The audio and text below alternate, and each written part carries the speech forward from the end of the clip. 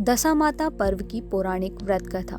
दशामाता व्रत की पौराणिक कथा के अनुसार प्राचीन समय में राजा नल और दमयंती रानी सुखपूर्वक राज्य करते थे। उनके 2 पुत्र थे। उनके राज्य में प्रजा सुखी और संपन्न थी। एक दिन की बात है कि उस दिन होली दशा थी। एक ब्राह्मणी राजमहल में आई और रानी से कहा, दशा का डोरा ले लो। बीच में दासी बोली, हाँ रानी साहिबा, आज के दिन सभी सुहागिन महिलाएं दशा माता की पूजन और व्रत करती हैं तथा इस डोरी की पूजा करके गले में बांधती हैं, जिससे अपने घर में सुख समृद्धि आती है। अतः रानी ने ब्राह्मणी से डोरी ले ली और विधि अनुसार पूजन करके गले में उस डोरी को बांध लिया। कुछ दिनों के बाद राजा नल ने दमयंती के गले में डोरा बंधा हुआ देखा। राजा ने पूछा, इतने सोने और के गहने पहनने के बाद भी आपने ये डोरा क्यों पहना?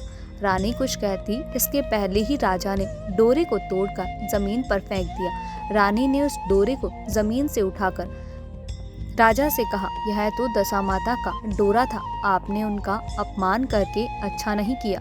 जब रात्रि में राजा सो रहे थे तब दशा माता स्वप्न में बुढ़िया के रूप में आई और राजा से कहा, हे राजा, तेरी अच्छी दशा जा रही है और बुरी दशा आ रही है। तूने मेरा अपमान करने जो किया है वो अच्छा नहीं किया। ऐसा कहकर बुढ़िया दशा माता अंतर्ध्यान हो गई। अब जैसे जैसे दिन बीतते गए वैसे वैसे कुछ ही दिनों में राजा के ठाट बाट, हाथी घोड़े, लाव लश्कर, धन धान्य, सुख संपत्ति सब कुछ नष्ट होने लगे। अब तो भूखे मरने का समय तक आ गया। एक दिन राजा ने दमयंती से कहा, तुम अपने दोनों बच्चों को लेकर अपने मायके चली जाओ। रानी ने कहा, मैं आपको छोड़कर कहीं नहीं जाऊंगी। जिस प्रकार आप रहेंगे उसी प्रकार मैं भी रहूंगी। तब राजा ने कहा, अपने देश को छोड़कर दूसरे देश में चले, वहाँ जो भी काम मिल जाएगा वहीं काम कर लेंगे। इस प्रकार नल दमयंती अपने देश को छोड़कर चल दी। चलते चलते रास्ते में भील राजा का महल दिखाई दिया। वहाँ राजा ने अपने दोनों बच्चों को अमानत के तौर पर छोड़ दिया। आगे चले तो रास्ते में राजा के मित्र का गांव आया। राजा ने रानी से कहा, चलो हमारे मित्र के घर चले। मित्र के घर पहुंचने पर उनका खूब आदर सत्कार हुआ और पकवान बनाकर भोजन कराया। मित्र ने अपने शयन कक्ष में सुलाया। उसी कमरे में मोर की आकृति की खूंटी पर मित्र की पत्नी का हीरों से जड़ा कीमती हार टंगा था। मध्य रात्रि में रानी की नींद खुली तो उन्होंने देखा कि वह बेजान खूंटी हार को निकल रही है। यह देखकर रानी ने तुरंत राजा को जगाकर दिखाया और दोनों ने विचार किया कि सुबह होने पर मित्र के पूछने पर क्या जवाब देंगे। अतः यहाँ से किसी समय चल लिया जाना चाहिए। राजा रानी दोनों रात्रि को वहाँ से चल दिए। सुबह होने पर मित्र की पत्नी ने खूंटी पर अपना हार देखा। हार वहाँ नहीं था। तब उसने अपने पति से कहा, तुम्हारे मित्र कैसे थे जो मेरा हार चुराकर रात्रि में ही भाग गए? मित्र ने अपने पति को समझाया कि मेरा मित्र कदापि ऐसा नहीं कर सकता। धीरज रखो, कृपया उसे चोर मत कहो। आगे चलने पर राजा नल की बहन का गांव आया। राजा ने बहन के घर खबर पहुंचाई कि तुम्हारा भाई भोजाई आए हैं। खबर देने वाले से बहन ने पूछा, उनके हालचाल कैसे हैं? वह बोला, दोनों अकेले हैं, पैदल ही आए हैं तथा वह दुखी हाल में है। इतनी बात सुनकर बहन थाली में कांधा रोटी रखकर भैया भाभी से मिलने आई। राजा ने तो अपने हिस्से का खा लिया, परंतु रानी ने जमीन में गाड़ दिया। चलते चलते एक नदी मिली। राजा ने नदी में से मछलियां निकालकर रानी से कहा, तुम इन मछलियों को भूंदो, मैं गाँव में से परोसा लेकर आता हूँ। गाँव का नगर सेठ सभी लोगों को भोजन करा रहा था। राजा गांव में गया और परोसा लेकर वहां से चला तो रास्ते में चील ने झपट्टा मारा तो सारा भोजन नीचे गिर गया। राजा ने सोचा कि रानी विचार करेगी कि राजा तो भोजन करके आ गए और मेरे लिए कुछ भी नहीं लाया। उधर रानी मछलियां बूंदने लगी तो दुर्भाग्य से सभी मछलियां जीवित होकर नदी में चली गई। रानी उदास होकर सोचने लगी कि राजा पूछेंगे और सोचेंगे कि सारी मछलियां खुद खा गए। जब राजा आए तो मन ही मन समझ गए और वहां से आगे चल दिए। चलते चलते रानी के मायके का गांव आया। राजा ने कहा, तुम अपने मायके चली जाओ, वहां दासी का कोई भी काम कर लेना, मैं इसी गांव में कहीं नौकर हो जाऊंगा। इस प्रकार रानी महल में दासी का काम करने लगी और राजा तेली के घाने पर काम करने लगा।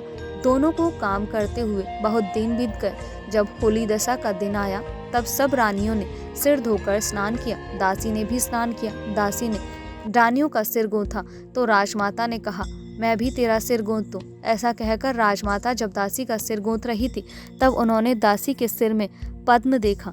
यह देखकर राजमाता की आंखें भर आई और उनकी आंखों में से आंसू की बूंदें गिरी। आंसू जब दासी की पीठ पर गिरे तो दासी ने पूछा, आप क्यों रो रही हैं? राजमाता ने कहा, तेरा जैसा ही मेरी बेटी के है जिसके सिर में भी पद्म था, तेरे सिर में भी पद्म है। यह देखकर मुझे उसकी याद आ गई। तब दासी ने कहा, मैं ही आपकी बेटी हूँ। दशामाता के कोप से मेरे बुरे दिन चल रहे हैं, इसलिए यहाँ चली आई। माता ने कहा, बेटी तूने ये बात हमसे क्यों छुपाई? दासी ने कहा, माँ मैं सब कुछ बता देती तो मेरे बुरे दिन नहीं कटते। आज मैं दशामाता का व्रत करूंगी तथा उनसे गलती की क्षमा याचना करूंगी। अब तो राजमाता ने बेटी से पूछा, हमारे जमाई राजा कहाँ हैं? बेटी बोली, वह इसी गांव में किसी तेली के घर काम कर रहे हैं। अब गांव में उनकी खोज कराई गई और उन्हें महल में लेकर आए। जमाई राजा को स्नान करवाया, नए वस्त्र पहनाए और पकवान बनाकर उन्हें भोजन करवाया गया। अब दशामाता के आशीर्वाद से राजा नल और दमयंती के अच्छे दिन लौट आए। कुछ दिन वहीं बिताने के बाद वह अपने राज्य में जाने को कहा। दमयंती के पिता ने खूब सारा धन, लाव लश्कर, हाथी घोड़े आदि देकर बेटी जमाई को विदा किया। रास्ते में वहीं जगह आई जहां पर रानी में मछलियों को भुना था और राजा के हाथ से चील ने झपट्टा मारकर भोजन जमीन पर गिरा दिया था। तब राजा ने कहा, तुमने सोचा होगा कि मैंने अकेले भोजन कर लिया होगा, परंतु चील ने झपट्टा मारकर गिरा दिया था। अब रानी ने कहा, आपने सोचा होगा कि मैंने मछलियां भूनकर अकेले ही खा ली होंगी, परंतु वह तो जीवित होकर नदी में चली गई थी। चलते चलते अब राजा की बहन का गाँव आया। राजा ने बहन के यहाँ खबर भेजी। खबर देने वाले से पूछा कि उनके हालचाल कैसे हैं। उसने बताया कि वह बहुत अच्छी दशा में है, उनके साथ हाथी घोड़े लाव लश्कर हैं। यह सुनकर राजा की बहन मोतियों की थाल सजा कर लाई। तब दमयंती ने धरती माता से प्रार्थना की और कहा, मैं आज मेरी अमानत मुझे वापस दे दो। यह कहकर उस जगह को खोदा जहाँ कांधा रोटी गाड़ दिया था। खोदने पर रोटी तो सोने की और कांदा चांदी का हो गया। ये दोनों चीजें बहन की थाली में डाल दी और आगे चलने की तैयारी करने लगे। वहां से चलकर राजा अपने मित्र के घर पहुंचे। मित्र ने उनका पहले के समान ही खूब आदर सत्कार और सम्मान किया। रात्रि विश्राम के लिए उन्हें शयन कक्ष में सुलाया। मोड़नी वाली खूंटी के हार निगल जाने वाली बात से नींद कहाँ आई। आधी रात के समय वही मोरनी वाली खूंटी हार उगलने लगी तो राजा ने अपने मित्र को जगाया तथा रानी ने मित्र से की पत्नी को जगाकर दिखाया, आपका हार तो इसने निगल लिया था। अपने सोचा होगा कि हार हमने चुराया। दूसरे दिन प्रातःकाल नित्य कर्म से निपटकर वहां से वह चल दी। वह भील राजा के यहाँ पहुंचे और अपने पुत्रों को मांगा तो भील राजा ने देने से मना कर दिया। गांव के लोगों ने उन बच्चों को वापस दिलाया। नल दमयंती अपने बच्चों को लेकर अपनी राजधानी के निकट पहुंचे तो नगरवासियों ने लाव लश्कर के साथ उन्हें आते हुए देखा। सभी ने बहुत प्रसन्न होकर उनका स्वागत किया तथा गाजे बाजे के साथ उन्हें महल पहुंचाया। राजा का पहले जैसे ठाट बाट हो गया। राजा नल दमयंती पर दशामाता ने पहले कोप किया, ऐसी किसी पर मत करना और बाद में जैसी कृपा करी वैसी सब पर करना।